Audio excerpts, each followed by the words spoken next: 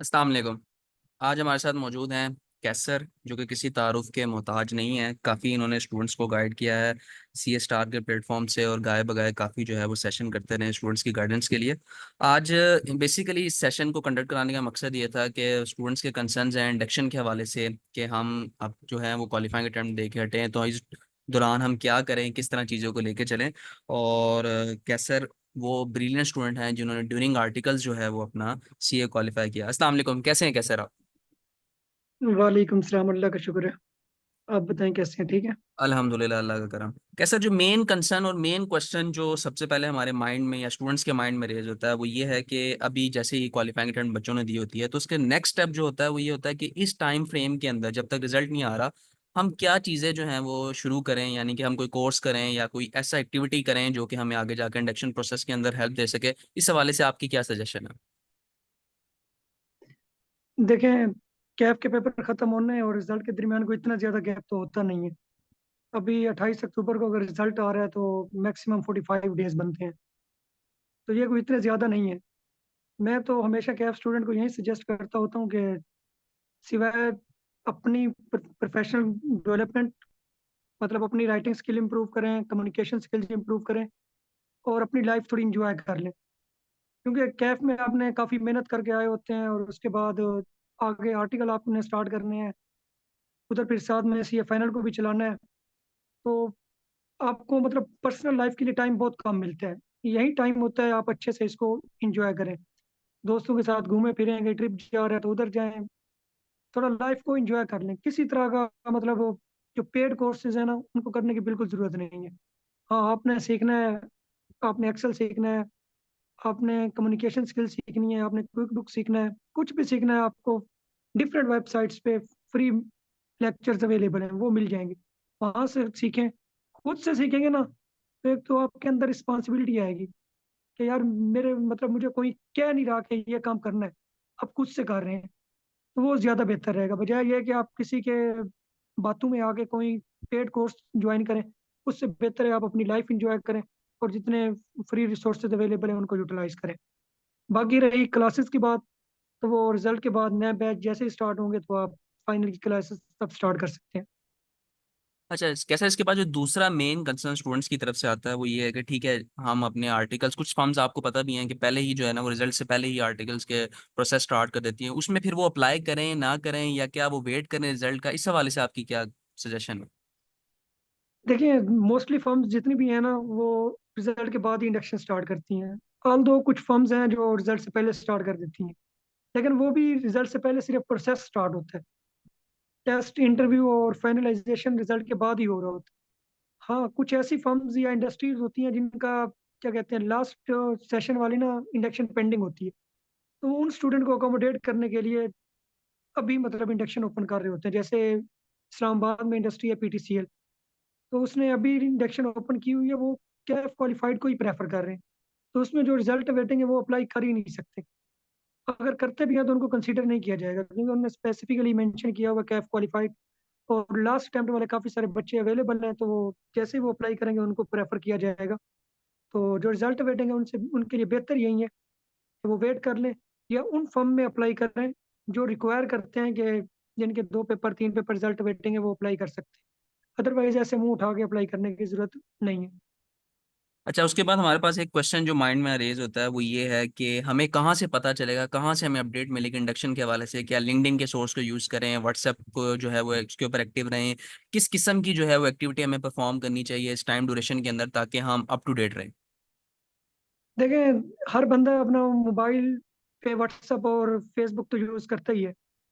आप जैसे ही WhatsApp open करें आपको इंडक्शन सेशन मिल जाएंगे, इंडक्शन ग्रुप मिल जाएंगे। हमारे अपने सी ए स्टार के हैं, एस सी लर्निंग का है, सी ए प्रोफेशनल वालों का है। बहुत सारे लोगों ने बनाए हुए हैं, फेसबुक पे भी हैं, लिंक्डइन पे भी हैं। तो आप थोड़े से अपने आप को एक्टिव रखेंगे ना, एक एक ग्रुप बेशक ज्वाइन कर लें। सब में सेम इन्फॉर्मेशन मिल रही होती है, जो मर्जी दिल करता है आपको ज्वाइन कर। फेसबुक करना है वहाँ भी आपको वही इन्फॉर्मेशन मिलेंगी, लिंक्डइन करना है वहाँ भी वही इन्फॉर्मेशन मिलेंगी, व्हाट्सअप करना है वहाँ भी आपको वही इन्फॉर्मेशन मिल जाएंगी। तो आप अपने आप को अपडेट रखने के लिए कोई भी ग्रुप ज्वाइन कर सकते हैं, तो वहाँ आपको लेटेस्ट इन्फॉर्मेशन मिल जाएंगी। अच्छा कैसर, इसके बाद हमारा जो अगला क्वेश्चन है वो ये है कि ग्रूमिंग के हवाले से आप क्या कहते हैं? अब हम इंडक्शन प्रोसेस के अंदर जा रहे हैं, क्या हमारी ड्रेसिंग सेंस होनी चाहिए, क्या जो है वो हमारा वे ऑफ टॉकिंग होना चाहिए, क्या हमें सारा इंटरव्यू उर्दू में देना चाहिए, या जो है वो कुछ उसको अपने हिसाब से एक्टिविटी को परफॉर्म करना चाहिए? किस तरह हम अपने आप को इंट्रोड्यूस कर सकते हैं? देखिए, जो पहली शॉर्ट लिस्टिंग होती है ना, वो आपकी सीवी की बेस पे हो रही होती है। सीवी में आपका फिर एफटीएस मैटर कर रहा होता है। उसके अलावा मैट्रिक एफएससी है, या उसमें मार्क्स, या फिर ओ लेवल है। तो उसके बाद जब पहली शॉर्ट लिस्टिंग हो जाती है ना, उसके बाद आपको टेस्ट की कॉल आती है। टेस्ट में जाहिर सी बात है, वो आपका फिर टेक्निकल नॉलेज, या जो फॉर्म मतलब एनालिटिकल वगैरह टेस्ट करती हैं, तो वो आपका नॉलेज टेस्ट हो जाता है। उसके बाद जब इंटरव्यू आता है, चाहे वो मैनेजर के साथ हो, एचआर के साथ हो, या पार्टनर के साथ हो, तो उसमें ये फिर चीज़ें बड़ी इंपॉर्टेंट होती हैं कि आप वे ऑफ कम्युनिकेशन कैसा है, आपकी ड्रेसिंग सेंस कैसी है। तो ये चीज़ें फिर तब मैटर करती हैं। तो पहला काम ये है कि आपकी सीवी इंप्रेसिव होनी चाहिए। उसके बाद अब जिन फर्म्स के टेस्ट होते हैं, उनके फीडबैक हमसे ले लें, टेस्ट की तैयारी करें, और उसके बाद फिर इंटरव्यू के लिए अपने आप को प्रिपेयर करें। इंटरव्यू में फिर मेनली क्वेश्चंस जो टेक्निकल होते हैं या जनरल होते हैं, तो अगर आप पहले से तैयारी करके जाते हैं तो बेहतर रहेगा। बाकी ज़्यादातर फर्म्स में उर्दू इंग्लिश मिक्स इंटरव्यू होता है। कुछ फर्म्स हैं जैसे टॉप फर्म्स जो है ना, उनमें इंग्लिश में इंटरव्यू हो रहा होता है। लेकिन वो ऐसा नहीं होता कि आपसे 100% इंग्लिश रिक्वायर कर रहे होते हैं। आप उर्दू इंग्लिश मिक्स करके भी आंसर कर सकते हैं। कोई इतना बड़ा इशू नहीं है ये। अच्छा कैसे, सीवी के हवाले से भी आपने जैसे डिस्कशन की कि सीवी जो है वो पहला हमारा प्रोसेस है, और सीवी जारी सी बात है। आप इस हवाले से क्या गाइड करते हैं कि सीवी पर्सन को खुद बनानी चाहिए, यानी स्टूडेंट खुद बनानी चाहिए, या जो आजकल डिफरेंट किस्म की वेबसाइट्स हैं या कोई रेलिवेंट सोर्सेज हैं जहाँ से आप पेड सीवी भी बनवा सकते हैं? उस हवाले से आपके क्या सजेशन है कि हम खुद सीवी बनाएं या कहीं से अच्छी सी सीवी जो है वो बिल्डअप करवा लें? देखिए, एक अच्छा सा प्रोफेशनल फॉर्मेट है जो आई कैप ने दिया हुआ है, तो आप उसको भी फॉलो कर सकते हैं। मतलब आई कैप की वेबसाइट पे जहाँ सिर्फ सीवी फॉर्मेट लिखे हैं, आपको डायरेक्ट लिंक पे ले जाएंगे। तो वहाँ से वो फॉर्मेट टेम्पलेट डाउनलोड करके ना, उसमें अपनी इन्फॉर्मेशन के हिसाब से अपडेट कर सकते हैं। दूसरा, डिफरेंट वेबसाइट्स हैं जैसे कैनवा है, या रिज्यूम से रिलेटेड काफ़ी सारी वेबसाइट्स हैं, वहाँ फ्री टेम्पलेट पड़े हुए हैं। तो उस पर आप अपनी इन्फॉर्मेशन जो आपको पसंद आता है, या जो नॉर्मली यूज़ हो रहे होते हैं इंडक्शन प्रोसेस में, तो वो टेम्पलेट लें, अपनी इन्फॉर्मेशन अपडेट करें। बाकी पेड थोड़ी बेहतर बन जाती है, अगर पेड बनवाना चाहते हैं तो वो भी आपकी मर्जी है। अच्छा कैसा, एक मेन कंसर्न जो हमें देखने को मिलता है वो ये है कि आपको पता है कि इंटर्नशिप का भी कुछ जो है वो कुछ आइडिया जो है वो आजकल फर्म्स ने इंट्रोड्यूस करवाया हुआ है कि ड्यूरिंग रिजल्ट जो है वो 1-2 माह बच्चों के पास होते हैं, फिर इंटर्नशिप पे रख लेते हैं। कुछ बच्चों के रिजल्ट पास हो जाते हैं तो उसी फर्म में इंडक्ट हो जाते हैं, अदरवाइज वो फिर इंटर्नशिप को थोड़ा सा टेन्योर को जो है वो एक्सटेंड कर लेते हैं। इस हवाले से आपकी क्या सजेशन है? इन केस अगर कोई बच्चा जो है वो अभी रिजल्ट वेटिंग है तो वो इंटर्नशिप के लिए चला जाता है, और खुदा ना खास्ता अगर उसका जो है वो कोई एक आधा पेपर फेल हो जाता है, आया उसको कंटिन्यू करना चाहिए या छोड़ देना चाहिए? किस हवाले से आप इस हवाले से क्या सजेशन देते हैं? देखिए, अगर आपको लर्निंग अपॉर्चुनिटी मिल रही है ना, चाहे वो इंटर्नशिप के नाम पे मिल रही है या आर्टिकलशिप के नाम पे मिल रही है, तो वो ज्वाइन करनी चाहिए। अगर आपको फर्म एज ए इंटर्नी रख रही है, मतलब टिल रिजल्ट, या उसके बाद आपके पेपर रह जाते हैं, अगर तो आपका एक या दो पेपर रहते हैं, तो आप उसी फर्म के साथ कंटिन्यू करें। साथ साथ मेन प्रायोरिटी आपकी कैफ होनी चाहिए, अपनी पढ़ाई पे फोकस करें। फर्म के बाद अगर आप अपनी पढ़ाई पे कंप्रोमाइज़ नहीं कर सकते, मतलब पढ़ाई पे मुकम्मल फोकस होगा, तो फिर फर्म ज्वाइन करें तो ज़्यादा बेहतर रहेगा। क्योंकि अगर आपने इंटर्नशिप की होती है, तो फिर आपको आर्टिकल में नॉर्मली प्रेफरेंस मिल रही होती है। ठीक है कैसे, एक जो कंसर्न है वो इस हवाले से है कि जब बच्चे इंडक्ट हो रहे होते हैं, इंडक्शन के प्रोसेस में जा रहे होते हैं, जारी सी बात है 3-4 कुछ फर्म्स के 3 इंटरव्यू हैं, कहीं पे 4 इंटरव्यू हैं, ठीक है। उस हवाले से वो इंटरव्यू दे रहे होते हैं, तो वहाँ पे मेन कंसर्न ये आता है क्योंकि बच्चे बिल्कुल ब्लैंक होते हैं, उनको ऑडिट का नहीं पता, उनको एडवाइजरी का नहीं पता, टैक्स एडवाइजरी है, इसी तरह जो मुख्तलिफ डिपार्टमेंट्स हैं, ईआरपी सॉफ्टवेयर डेवलपमेंट डिपार्टमेंट्स है। तो इस हवाले से बच्चे को गाइडेंस में आप क्या सजेस्ट करते हैं कि उसको कौन सा जो है वो डिपार्टमेंट चूज करना चाहिए, और आया उसको रोटेशन के हवाले से किन कंसर्न्स को जो है वो मद्देनजर रखना चाहिए? देखिए, सबसे पहले तो आपका इंटरेस्ट क्या है, वो चीज़ देखनी है, और आपके लॉन्ग टर्म गोल्स क्या है।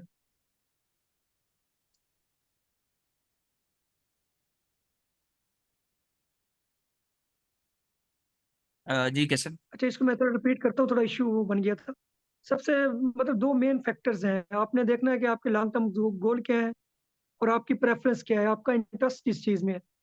अगर तो आपने बाय मूव करना है, तो आप लाजमी किसी रिप्यूटेबल इंटरनेशनल फर्म्स का audit and assurance department join करें। एक्सटर्नल ऑडिट की बात कर रहा हूँ। क्योंकि अगर आपका एक्सपीरियंस एक्सटर्नल ऑडिट का है, तो आप फिर बाहर इजीली मूव कर सकते हैं। बाकी अगर आपने पाकिस्तान में सेटल होना है, अपनी कंसल्टेंसी वगैरह में जाने का इंटरेस्ट है, तो फिर आप टैक्स या एडवाइजरी में चले जाएं। लेकिन ज़्यादातर 80% हायरिंग आपकी ऑडिट में ही होती है, एक्सटर्नल ऑडिट में। तो मोस्टली स्टूडेंट भी प्रेफर करते हैं कि एक्सटर्नल ऑडिट। हाँ, अगर आपको रोटेशन की अपॉर्चुनिटी मिल जाती है और आप पाकिस्तान में रहना चाहते हैं, तो फिर मैं ये सजेस्ट करूंगा कि आप साल 1.5 साल टैक्स में लगाएं, उसके बाद रिमेनिंग टाइम अपना ऑडिट में लगाएं। लेकिन अगर आप बाहर जाना चाहते हैं तो फिर एक्सटर्नल ऑडिट लाजमी है, और उसके लिए रिप्यूटेबल इंटरनेशनल फर्म्स का होना भी ज़रूरी है। ठीक है। एक और मेन कंसर्न ये है कि स्टूडेंट जिस रेलिवेंट लोकेशन के अंदर जिस एरिया में रह रहे होते हैं वो वहाँ भी अप्लाई करते हैं, लेकिन बियॉन्ड द बाउंड्री जाके भी अप्लाई करते हैं, अदर सिटीज़ में भी अप्लाई करते हैं। इसके हवाले से आप क्या अपॉर्चुनिटी देते हैं कि जो स्टूडेंट किसी रेलिवेंट एरिया के अंदर रह रहे हैं, जैसे लाहौर के लोग इस्लामाबाद में अप्लाई करें किसी अच्छी अपॉर्चुनिटी के लिए, QCR फॉर्म बेहतर के लिए या कैटेगरी के लिए, इस हवाले से आपका क्या सजेशन है? आया वो 3.5 साल किसी और जोन के अंदर रहकर उन चीज़ों को मैनेज कर पाएगा, मेंटेन कर पाएगा कि नहीं कर पाएगा?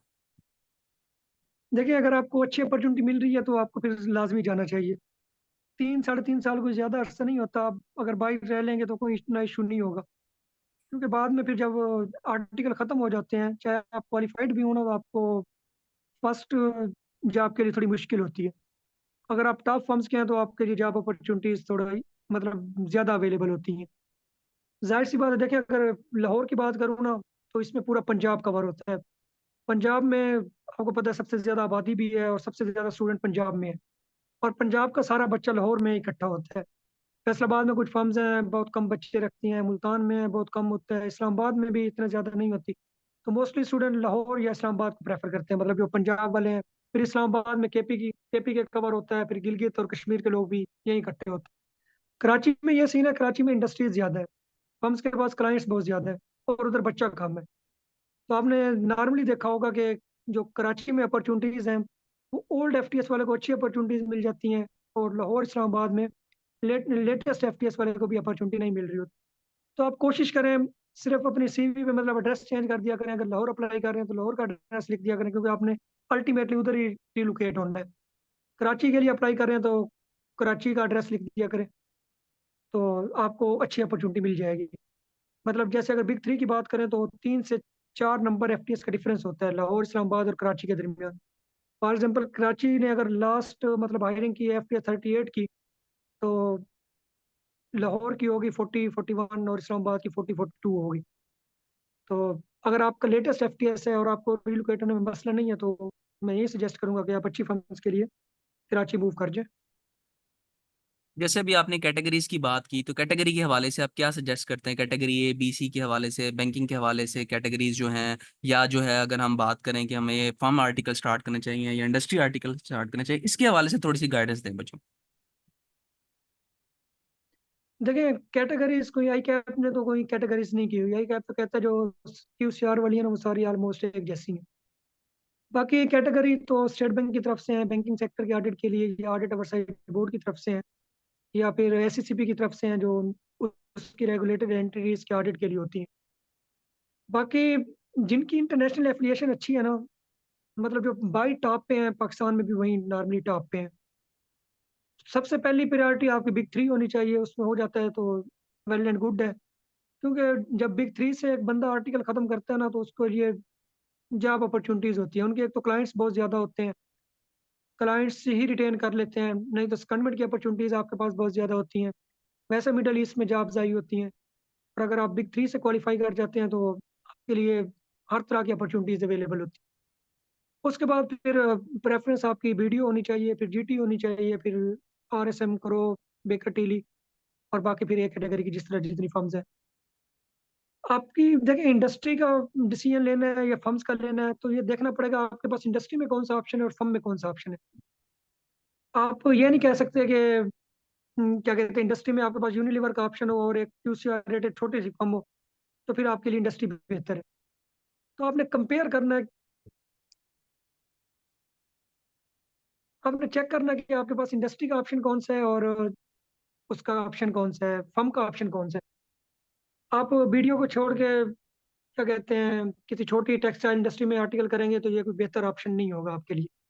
हाँ, कुछ अच्छी इंडस्ट्रीज हैं जैसे PTCL हो गया, जो मल्टीनेशनल है ना, तो वहाँ अपॉर्चुनिटी मिलती है तो वेल एंड गुड है। पहली प्रायोरिटी आपकी फर्म होनी चाहिए। फर्म में नहीं होता फर्म में भी टॉप 10। फर्म नहीं होता तो फिर मल्टीनेशनल इंडस्ट्री, किसी छोटी मोटी इंडस्ट्री की बजाय अगर छोटी मोटी फर्म प्रेफर कर ले तो वो ज़्यादा बेहतर होगा। तो आपकी रिकमेंडेशन में ये है कि हम फर्म को प्रेफर करें इंडस्ट्री की जगह, अगर बिग हाँ। कोई टॉप पे- इंडस्ट्रीज मिलती हैं तो वहां पर हम मूव कर जाएं। ठीक है, थैंक यू सो मच। हाँ और कैसे एक कंसर्न जो मेन हमारी तरफ इशू जो है वो स्टूडेंट्स की तरफ से आता है, वो ये है कि अब हमारे पास अपॉर्चुनिटी आ गई है दो फर्म्स की, दो तीन फर्म से हमें कॉल आ जी गई। उस जी। फर्म में हम प्रेफरेंस में कैटेगरी को देखें, इन्वायरमेंट को देखें, आया किस चीज को जो है वो हम प्रेफरेंस पे रखें, और फिर उस हिसाब से हम डिसाइड कर सकें कि इस तीन फर्म में से हम कौन सी चूज कर सकते हैं, कौन से हमारे लिए सूटेबल है। देखें, जो फर्म की रेपुटेशन है ना वो तो वहीं की वहीं रहती है 3.5 साल। इन्वायरमेंट तो चेंज होता रहता है, ये आपने भी एक्सपीरियंस किया होगा। मैं भी 4 साल मुझे भी हो गए हैं फर्म्स में, तो मैंने भी एक्सपीरियंस किया है। आपका एक मैनेजर आता है, वो अपनी पॉलिसीज लेके चल रहा होता है, एक स्टूडेंट को पसंद आ रही होती है, दूसरे के लिए वो इन्वायरमेंट खराब होता है। फिर मैनेजर रोटेट होता है या आप किसी पार्टनर से रोटेट हो जाते हैं, तो इन्वायरमेंट तो चेंज होता रहता है। लेकिन जो आपकी इंटरनेशनल एफिलिएशन है या फर्म की रेपुटेशन है, वो फिर क्या कहते हैं सेम रहती है 3.5 4 साल, जितना भी आपने फर्म में टाइम लगाना है। तो प्रेफरेंस आप फर्म की इंटरनेशनल रेपुटेशन को दें, फिर उसके बाद इन्वायरमेंट को दें। इन्वायरमेंट तो क्योंकि हो सकता है आज खराब हो कल ठीक हो जाए। इन्वायरमेंट तो बंदों पे डिपेंड करता है ना, जो आपका मैनेजर है, जो आपका मतलब सुपरवाइजर है, जो आपका पार्टनर है, वो चीज़ों को किस तरह लेके चल रहे हैं। अगर वो बंदा ठीक होगा या वो अच्छा बंदा चला जाएगा तो इन्वायरमेंट खराब हो जाएगा, और अगर बुरा बंदा चला जाएगा तो इन्वायरमेंट ठीक हो जाएगा। लेकिन जो फर्म की कैटेगरी है, जो रेपुटेशन है, वो वहीं की वहीं रहती है। तो मेरे ख्याल से प्रेफरेंस आपको, अगर आप क्या कहते हैं स्टार्ट में बंदे को लग रहा होता है कि यार इन्वायरमेंट अच्छा हो तो फर्म वो चूज करनी चाहिए। लेकिन जब आर्टिकल खत्म हो जाते हैं ना, फिर जब मार्केट में इन होने लगते हैं, तब पता चलता है कि यार मेरे एक मेरी सीवी है जिसमें क्या कहते हैं एक छोटी फर्म के का एक्सपीरियंस लिखा हुआ है, और एक टॉप फर्म वाला है उसका एक्सपीरियंस है, तो उसको प्रेफरेंस दी जाती है। मसला ये होता है कि जितनी भी क्या कहते हैं लिस्टेड एंटिटीज होगी या मल्टीनेशनल एंटिटीज, वहाँ बिग 3 के या जीटी बीडीओ बड़ी फर्म्स के लड़के बैठे हुए हैं। मतलब मैनेजर अकाउंट्स, डायरेक्टर फाइनेंस, बड़ी पोस्ट पे उनके बंदे बैठे हुए हैं। तो वो कोशिश करते हैं अपनी फर्म्स के लोगों को ना प्रेफर करते हैं। मैंने तो सो फार यही मतलब ऑब्जर्व किया है। लेकिन तसल्ली के लिए मैं ये भी कह सकता हूँ कि छोटी फर्म से आर्टिकल कर लें और क्वालिफाई कर लें, आपके लिए बेहतर रहेगा। हाँ, अगर आपको नहीं मिल रही तो फिर आप जो अपॉर्चुनिटी मिल रही है उस पर सब्र शुक्र करें। लेकिन पहली प्रायोरिटी आपकी, मतलब कहने का मतलब ये है कि आपको वेट करना चाहिए, टॉप 3 फर्म्स का, टॉप 10 फर्म का वेट करना चाहिए। उसके बाद आपको अपॉर्चुनिटी नहीं मिलती तो फिर छोटी फर्म्स है उसको ज्वाइन कर ले। अच्छा कैसर, एक जो मेन कंसर्न हमें देखने को मिलता है वो ये है कि अब हमारे आर्टिकल्स ज्वाइन कर लिए हमने, आर्टिकल स्टार्ट हो गए, तो अब हम रूटीन को, स्टडी के जो फेस है उसको किस तरह मैनेज करें, किस तरह अपनी चीज़ों को अलाइन करें, ताकि जो है वो हम जल्द अज जल्द ड्यूरिंग आर्टिकल जो है वो क्वालिफाई कर सकें, जैसे कि आपने भी ड्यूरिंग आर्टिकल जो है वो क्वालिफाई किया। इस हवाले से आप क्या सजेशन जो है वो देते हैं। देखें, आपको सीए में ना ओवरऑल कंसिस्टेंसी चाहिए होती है। मतलब आप चीज़ों को साथ साथ लेके चल रहे हैं तो ना आपके लिए कोई मसला नहीं बनेगा। मेरे ख्याल से कैफ की स्टडी में ना बंदे को ज़्यादा टाइम रिक्वायर्ड होता है। सीए फाइनल में ना आपको थोड़ा डिफरेंट वे में पढ़ना पड़ता है, लेकिन कम टाइम में आप पास कर सकते हैं।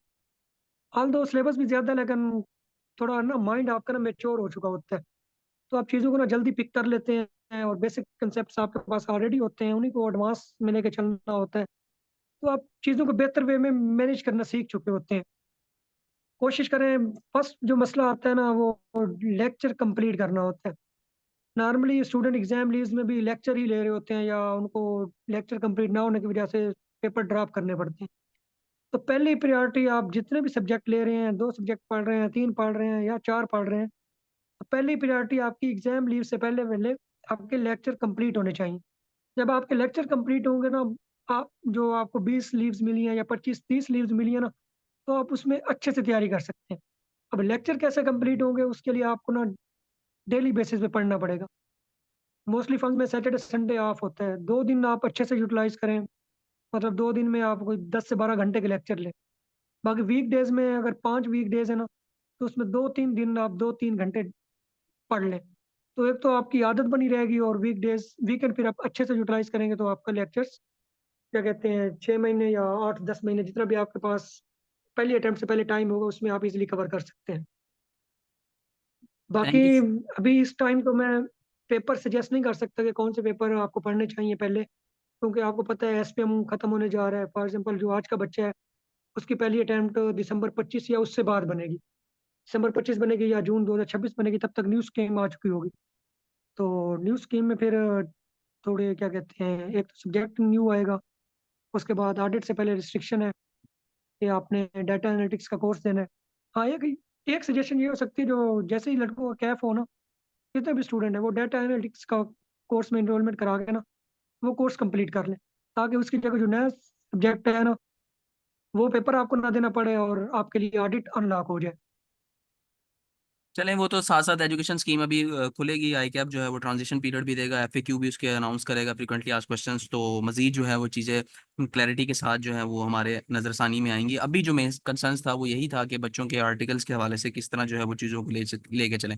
आपका कोई सजेशन, कोई आप अपनी तरफ से कोई स्टूडेंट्स को सजेशन देना चाहते हो इंटरव्यू के हवाले से या किसी और हवाले से, जो कि आपको लगता हो कि इस चीज़ के ऊपर स्टूडेंट को मेहनत करने की ज़रूरत है, जो कि आगे जाके उसके लिए हेल्पफुल हो सकती है इंडक्शन के प्रोसेस के अंदर? सबसे पहले तो आपने एक्टिव रहना है, मतलब वो कोई अपॉर्चुनिटी मिस नहीं करनी। मैंने खुद भी क्या कहते हैं कुछ फर्म्स को स्टूडेंट शॉर्टलिस्ट करके दिए हैं। कुछ फर्म्स को ना नीड बेसिस पे ना अर्जेंटली बंदे चाहिए होते हैं, तो वो जैसे ही पोस्ट करते हैं घंटे 2 घंटे बाद या even in with in a day और टू स्टूडेंट शॉर्टलिस्ट कर लेते हैं और फिर हायरिंग भी हो जाती है।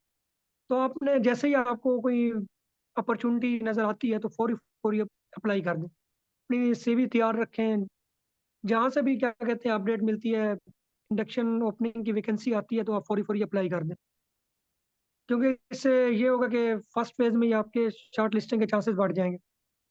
उसके बाद अपने थोड़ा टेक्निकल नॉलेज को थोड़ा रिवाइज कर लें, जैसे ऑडिट है, एफआर है। एफआर के जो बेसिक स्टैंडर्ड हैं, IS 16 हो गया, IS 2 हो गया, 37 हो गया, 10 हो गया, खासतौर पे IFRS 15 हो गया, IFRS 16 हो गया, IFRS 9 हो गया। बेसिक बेसिक चीज़ें हैं, वो आप रिवाइज कर लें, इंटरव्यू और नॉर्मली वही पूछते हैं, ताकि टेक्निकल नॉलेज में आपको मसला ना आए। बाकी थोड़ा कम्युनिकेशन स्किल्स अपनी बेहतर कर लें, बोलने का तरीका, आप ड्रेसिंग सेंस आपकी अच्छी हो, अच्छी ड्रेसिंग करके जाएं, आपके पैंट और शर्ट का कलर कम्बिनेशन अच्छा हो, शूज़ आपने अच्छे पहने हुए हो। तो यही नॉर्मली चीज़ें होती हैं जो देख रहे होते हैं। Thank you so much, so nice of you Qaiser. आपका सजेशन इंशाल्लाह स्टूडेंट्स के लिए काफ़ी हेल्पफुल रहेगा। हम कोशिश करेंगे कि जल्द जो है वो एजुकेशन स्कीम के हवाले से भी जो है वो एक सेशन कंडक्ट करें, जहां पर हम एजुकेशन स्कीम के और हवाले से बच्चों को। जैसे ही एग्जिस्टिंग स्टूडेंट्स के लिए आई कैप ट्रांजिशन स्कीम अनाउंस करता है, तो हम इंशाल्लाह एक सेशन रख लेंगे और उसमें भी स्टूडेंट को लाइव ले लेंगे, जिनके जो भी क्वेश्चन होंगे वो इधर ही हमसे डिस्कस कर लेंगे। So nice of you, thank you so much Qaiser. इंशाल्लाह मैं कोशिश करूंगा कि वीडियो ओके। के एंड में आपका नंबर भी प्रोवाइड कर दूं, ताकि स्टूडेंट जो है वो आपसे कॉन्टैक्ट कर सकें किसी भी किस्म की कोई भी गाइडेंस चाहिए। हाँ, वो ग्रुप लिंक दे दीजिएगा, हमारा जो इंडक्शन वाला CS का ग्रुप लिंक है ना व्हाट्सएप का, चले, तो मैं उस लिंक इंशाल्लाह में इंडक्शन ग्रुप में ग्रुप। मैं एक्टिव होता हूँ, तो वहाँ रिस्पॉन्स कर दूंगा।